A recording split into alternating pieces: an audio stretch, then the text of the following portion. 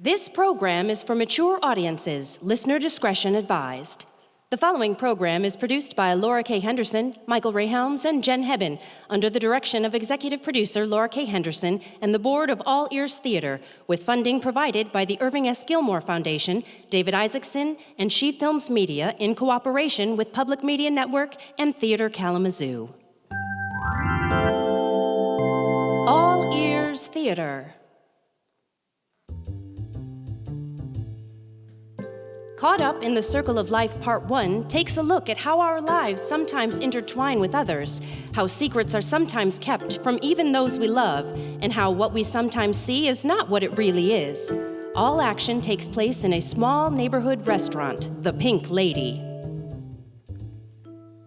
Featured in the cast are Nikki Dobos, Mickey Sykes, Shealin Shobowale-Bensen, Jimmie Comer, Zaynee Miller, Jake Burrell, and Jen Hebben.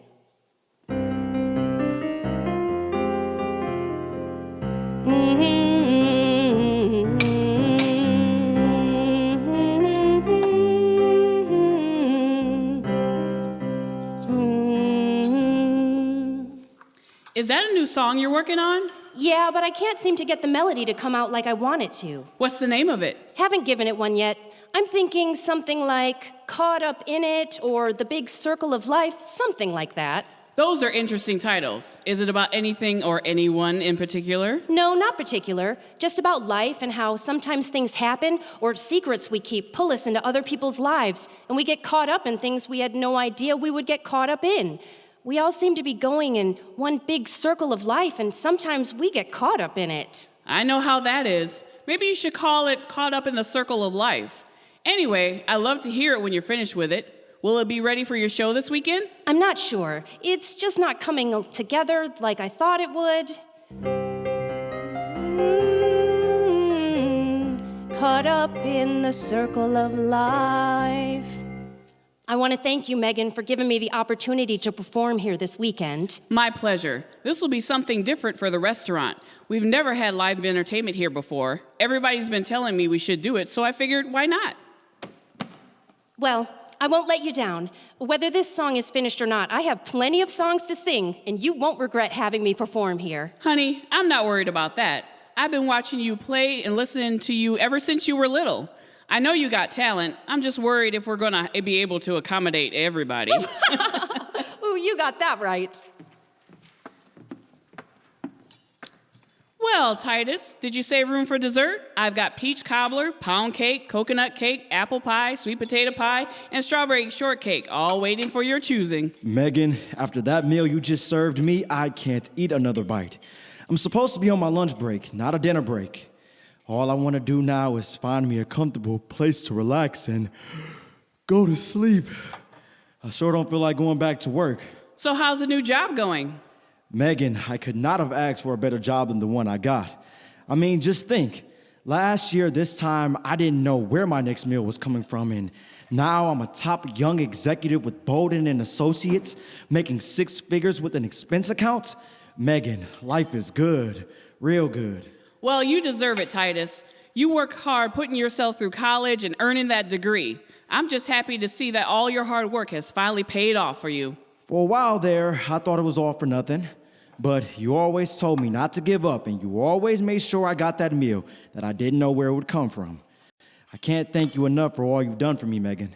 Well, those big tips you leave are thanks enough. So now that things are going good, have you found that nice young lady to settle down with? Haven't had time. Been too busy working. I'm making good money, but I'm putting in the time for every penny of it. You know, Megan, I used to see where all these executives were making all this money, and I thought they were overpaid, and some of them are, but now that I'm one of them, I see the time and work that you have to put in to make that big money. Sometimes I work an 18-hour day and then have to take work home. It looks good from the outside, but it's a different view when you're on the inside. You make big money, but you pay the price. Now, don't get me wrong, I'm not complaining, but it's not what it appears to be, and it sure ain't as easy as it looks. Well, you're still young, so make it while you can. That way, when you get old, you can sit back and enjoy life. With the hours I sometimes have to put in, I don't know if I'll live to get old. I see the long arm of the law checking you out. Yeah, she probably thinks I stole this suit and can't pay for my meal. No, I don't think she's thinking that. You know, she asked about you a couple of times when she saw you in here, and it wasn't the police officer asking, it was the woman asking. I think she got her eyes on you. She ain't married, you know, and from what I gathered in conversation with her, she's not involved with anyone either. Like I said, Megan, this job takes up all my time. When you're in a top executive position, like I am, there's always someone right below you trying to get to where you are. And they don't mind getting there any way they can. They just want to get there. You know what they say. You have to work hard to get to the top, and you have to work even harder to stay there. I'm at the top, Megan, and I don't mind working hard because I want to stay there. I like the benefits that being at the top brings your way. I've been at the bottom, and I don't want to go back there again. I know a lot of people in this neighborhood who had it and lost it. I don't want to be one of them. I got to keep my nose to the grind, Megan. Like the song says, I got work to do. Well, just the same, I think you should find time for a little fun, if you know what I mean. Oh, and her name is Fiona Collins, Detective Collins when she's working. Like I said, all I got time for right now is work. What about you, Megan? Every time I see you in here. Don't you find time for a little fun? Hey, when you're in business for yourself, you gotta stay on top of things. This place keeps me plenty busy, but I gets my fun when I gets my fun. I'll bet you do. Well, I've got to be getting back to work. She does look kind of good, even if she is a cop. I bet she looks even better in an evening dress over a candlelight dinner. Okay, I gotta go, Cupid. What can I get you, Detective Collins? Now, Megan, you know I told you you can call me Fiona. I know, but it's a respect thing for you and the job that you do. Thanks, Megan. Respect is something I don't always get in this neighborhood. Who was that you were talking to over there? Oh, you noticed him, did you? I'm a cop, Megan. I notice everything. It's my job. And you were on the job, I see? His name is Titus Gordon, and he works for Bolden and Associates. That big-time ad agency over on 95th? Yep, that's the one. Titus got a job there about a year ago. I was glad to see him get it, too. He worked so hard putting himself through college and all, but the boy needs to lighten up on the work and have a little fun, enjoy life, spend some time outside of work. Know what I mean? Well, I'm sure he has a special lady in his life that can help him spend quality time outside of work. I don't think he has anyone special in his life right now. But why am I telling you that? You're the detective. I'm sure if you were interested, you could find out. So what can I get you? Just a glass of iced tea. I've got to get back on my beat. There have been a lot of complaints about panhandlers in this area lately. Seems some are getting a bit aggressive with their begging for money. We've had calls where people say that some of them have cussed them out when they refuse to give them money, and one person said she was threatened by one who said he knew where she lived and that she might just see him again. The nerve of these people threatening law-abiding citizens when they're out there breaking the law. They ought to round the whole lot of them up and get them off the street.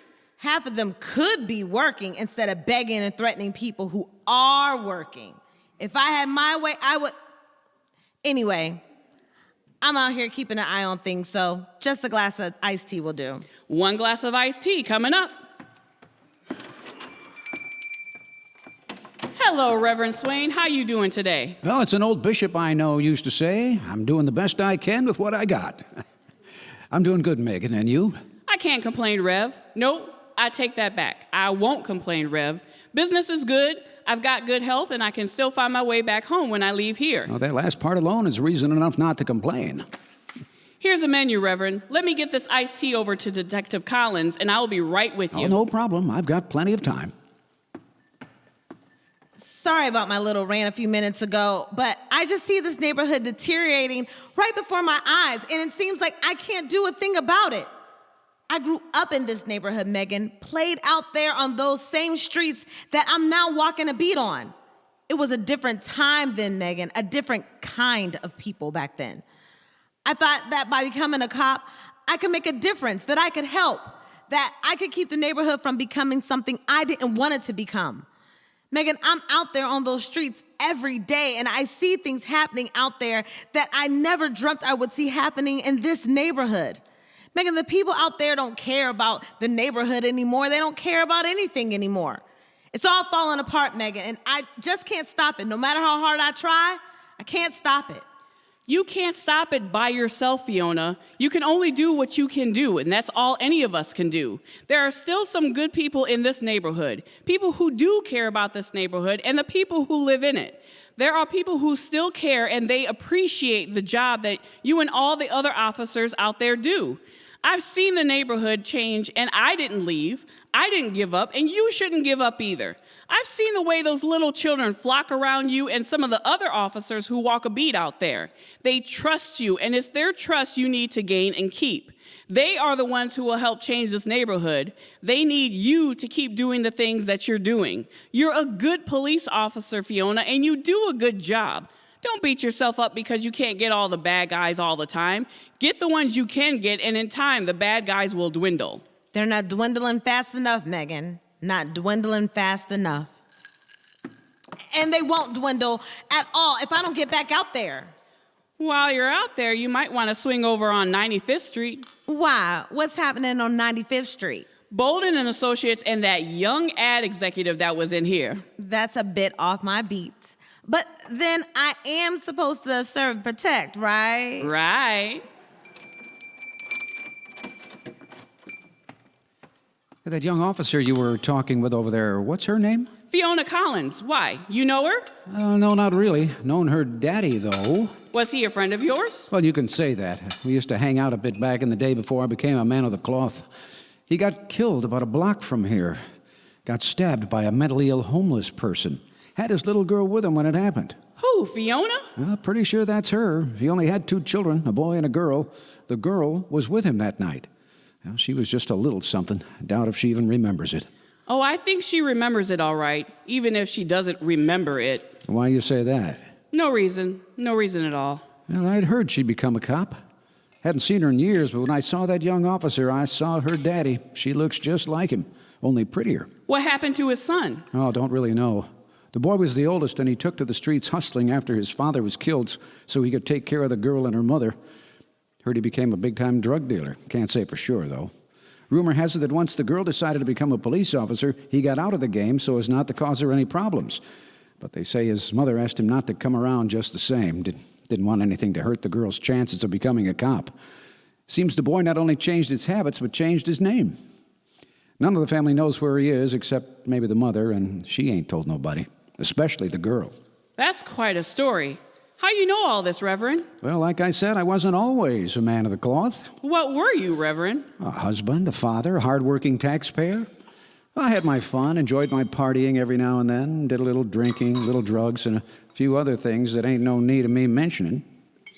But mostly I was a husband, a father, and a hard-working taxpayer. You sure that's all you were, Reverend? You telling me the whole story? Well, let's just say I'm telling you as much as you need to know. Or better yet, as much as you can handle. Okay, I get it. You still a husband, a father, and a hardworking taxpayer? Not a husband anymore. My wife died a month after our child was born. At the time of her death, I was devastated and kind of fell apart at the seams. I couldn't see it then, but later I did. She was the glue that held everything together. She was the strong one. I was only pretending to be strong. So when she died, a piece of me died with her. And sorry to say, the piece that died was the piece our child needed. I tried to make it work for me and the baby, but I couldn't. I take no pride in saying this, but it's the truth. So I took the easy way out. I gave the child to my wife's sister to raise, and I pretty much disappeared from her life. That is, in the sense that the child would know who her father was. I knew who she was and where she was. It didn't help matters much that her sister didn't really care for me that much anyway. She always thought that her sister could have done much better than what she did by marrying me. So, long story short, I really didn't make the effort to be a father, and my sister really didn't put any pressure on me to be a father. So, she and her husband raised the child as their own and never brought the two of us together. And being the weak person that I was at the time, I never made an effort to do it myself. But I'm still a hardworking taxpayer. So when did you decide to become a preacher? Oh, I didn't decide. The Lord decided for me. It wasn't my intentions of going into the ministry. In fact, it wasn't my intention of going to church. But sometimes what we intend to do and what actually happens to us are two different things. But enough about me. What's your story, Megan? I don't have a story, Reverend. Oh, everybody's got a story, Megan. Some of us just don't tell it. There's nothing to tell, Reverend. I lived a pretty quiet and uninteresting life. I'm an only child, so I guess you can say I was spoiled by my parents in the sense that they gave me a pretty good life and just about anything I wanted. I went to college, got a degree in business, and didn't really go into business until my father's aunt died and left the family this restaurant. I've always had a knack for cooking and a love for people, so it was an easy choice for me to make when my father asked me about coming into the business with him. I've been doing this longer than anything else I've done. I've never been married, don't have any children, and I'm not sure at this point if I could make a good wife or mother for that matter. I enjoy what I do and the people I meet, so I guess you could say I'm quite happy with my life. So you're saying that if the right man came along, you wouldn't be interested? No, I didn't say that, Reverend. I said I'm not sure if I would make a good wife for someone. Didn't say I wanted or didn't have a man in my life. Well, you never know. That right man might be just outside that door. Maybe, Reverend, just maybe. What about you, Reverend? You ever think about getting married again? I think about it. I think about it a lot. But I guess the right woman hasn't come along yet. Or maybe I'm just married to the church.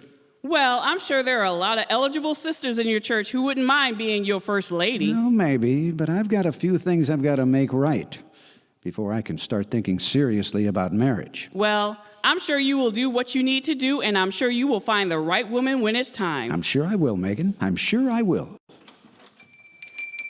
Excuse me, Reverend, let me get them a menu. Well, if it ain't my favorite young couple, the Larsons. How are you all doing today? Just fine, Megan. Doing good, Megan. And you? Doing better now that you two have graced us with your presence. What can I get you, or do you need a minute? Give us a minute, Megan. You know how hard it is making up our minds. Everything on the menu is so good. Yeah, Megan. If you stop putting so much good stuff on the menu, then it might be easier for people to make up their minds. I'll give you a minute or two to think it over. Thanks, Megan. I thought we might catch Titus in here on his lunch break. Maybe he didn't take a lunch break today. You know how hard that brother of yours works. Yeah, what he needs in life is a woman to take his mind off of work. You might be right about that. It works for me. So, what was it that you wanted to talk to me about? It sounded important when you asked me to take you to lunch. I want us to have a baby. That's wonderful. Let's skip lunch and get started now. Not so fast. There's something I need to tell you first. Well, it can't be that the baby won't be mine. No, I'm serious, Joshua. Okay, what is it? Joshua, there's nothing in this world I want more than to have your baby, but us taking a baby's having a chance. Don't worry, baby. I'm not a hit or miss kind of guy. I'll get it right the first time, I can assure you. Joshua, I'm serious. Us having a baby is taking a chance that the baby might have mental problems. What are you talking about? I have a history of mental illness in my family, Joshua. My father was mentally ill. He stabbed a man to death about a block from here. I want our baby, but I'm scared. Scared that the baby might have mental problems like my father had. Honey, there is no one in your family with mental problems. You never told me your father suffered from mental illness. I was ashamed to tell you. And besides, he died long before I met you, so all I told you was that he was dead, and that was the truth. After my mother was killed in a car accident, a car that my father was driving, he blamed himself for her death. You see, they'd been to a party, and he was a little drunk. My mother wanted to drive, but my father insisted he was all right. On their way home, a car crossed the line and hit them head on, and my mother was killed. Even though the accident was caused by the fact that the driver of the other car had a stroke behind the wheel and caused him to cross the line and hit my parents, my father knew he had been drinking, and he felt that if he hadn't been drinking, he could have reacted faster and avoided the accident. I'm not sure that he could have avoided it, even if he had not been drinking, but in his mind, he felt he could have, and that it was his fault that my mother got killed. He hated the fact that he lived and she died. Over the years, it took its toll on him. He managed somehow to raise Titus and me, and then he just lost it. He stopped working, started drinking heavily, didn't take care of himself. Eventually, he wound up homeless and on the street. Both Titus and I tried to help him all we could, but he refused any help and stopped coming around us. He was missing out of our lives for years until one day the police found me in college and told me that my father had been locked up for killing a man. It was then that it all came out about his mental illness. Honey, that was your father, not our baby. I doubt if your father was born mentally ill. What happened to your mother drove him to that state of mind. It was his sense of guilt that brought on his mental state, not the fact that he was born mentally ill. That has nothing to do with you and I. We're both of sound mind, and our baby will be of sound mind. We're going to have that baby, and we're going to get started working on it tonight, okay? Okay. Speaking of making babies, I think Reverend Swain wouldn't mind making a baby with Megan. Woman, what are you talking about? That's the pastor you're talking about. I know, but he's been in here every time we've been in here, and he always sits at the counter, not at a table, so he can be close to where Megan is working. And have you seen the way he watches her even when she's waiting on customers? I think he's hitting on her. You can say what you want, but he's hitting on Megan. Well, she ain't married, and neither is he. Yeah, but he's a preacher. Yeah, a preacher, not a monk or a priest. Yeah, but he's old enough to be her daddy. Well, maybe she won't mind calling him daddy, if you know what I mean. I'm serious, honey. He's trying to get with Megan. Well, like I said, she ain't married, he ain't married, and he ain't no monk or priest, so what is the problem? And who knows, maybe Megan is into older men. I haven't seen her with a young one, have you? Well, just the same, I'm gonna keep my eye on him. He's a preacher, for God's sake.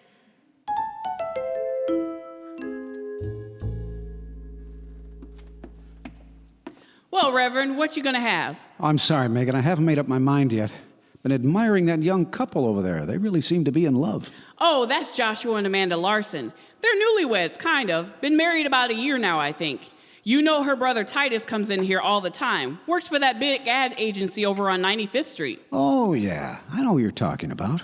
Nice young man. That's the one that Officer Collins got the hots for, ain't it? Let her tell she doesn't. Her husband, huh? He from around here? Don't know too much about him. Just know that he seems to be the right man for her, and she's crazy about him. Only other man she's crazy about is her brother Titus. That girl loves her brother. I don't know what she would do if something happened to her brother. Why, you know Joshua? Oh, not really. Just seen him in here, that's all. Maybe he's the son of one of your church members. No, that's not it. I have a small congregation, and I pretty much know all of them and their family. No, it's something else about him that's bugging me, and for the life of me, I can't put my hand on it. Well, I'm sure it will come to you. Oh, yeah, probably in the middle of the night. Oh, but don't worry. I won't call you and disturb any romantic interlude you may be in the middle of. I don't have to worry about that, Reverend. Well, just the same. If it comes to me, I'll wait until I come in tomorrow. You know, just in case.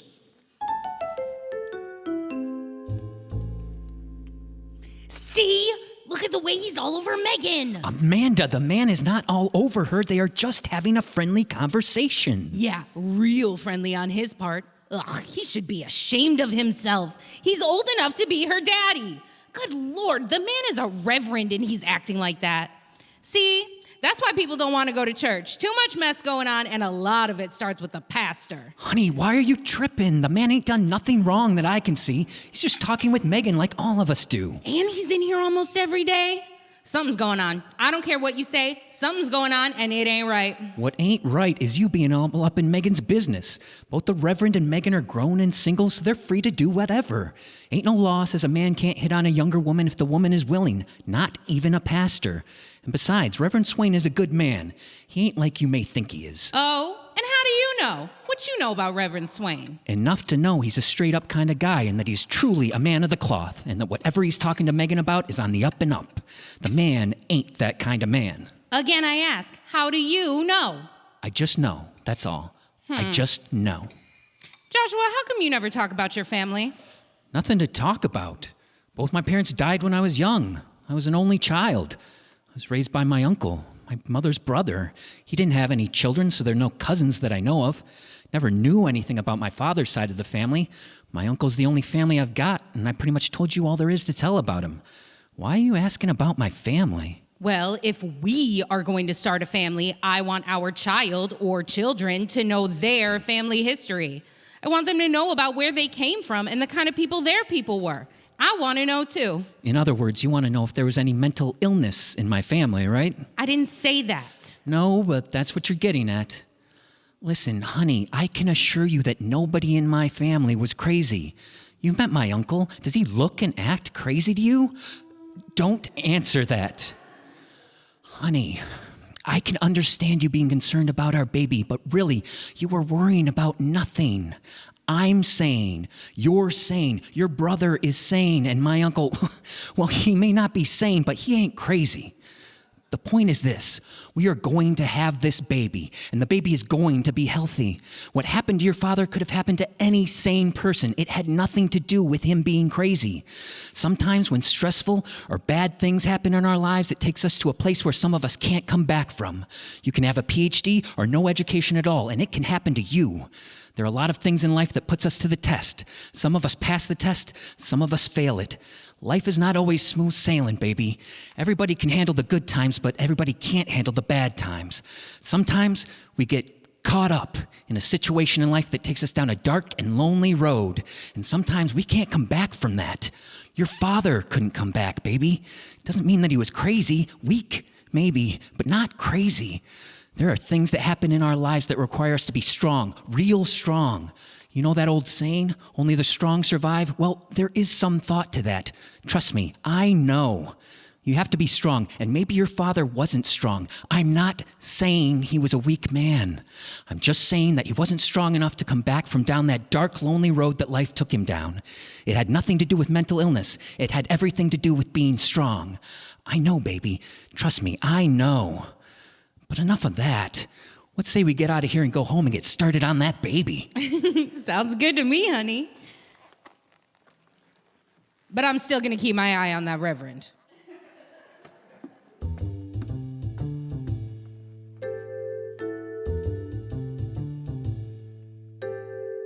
You have been listening to Caught Up in the Circle of Life, Part 1 by Buddy Hanna. The show was directed by Marissa Harrington with sound engineering by Lester Batts of Sound Solutions and Martin Clem of Kalamazoo Recording. The music was composed by Hal Hobson Morse and performed by Hal Hobson Morse and Brent Decker. Sound effects were performed by Gary Brown and Sarah E. McLean. This nonprofit performance was performed at KNAC, formerly First Baptist Church, and is copyrighted by All Ears Theater, with all rights reserved by the author. Any resemblance to persons living or dead or characters' names, places, or incidents is purely coincidental. This is your announcer, Jen Hebben, thanking you for listening and inviting you to visit us again for another All Ears Theater production.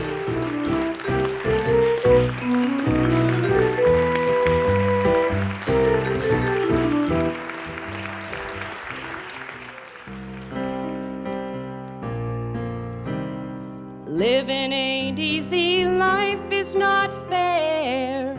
Caught up in the circle of life. Got my own problems, why should I care? Caught up in the circle of life. No way of knowing what the future may bring. Caught up in the circle of life. 'Cause people ain't always what they seem.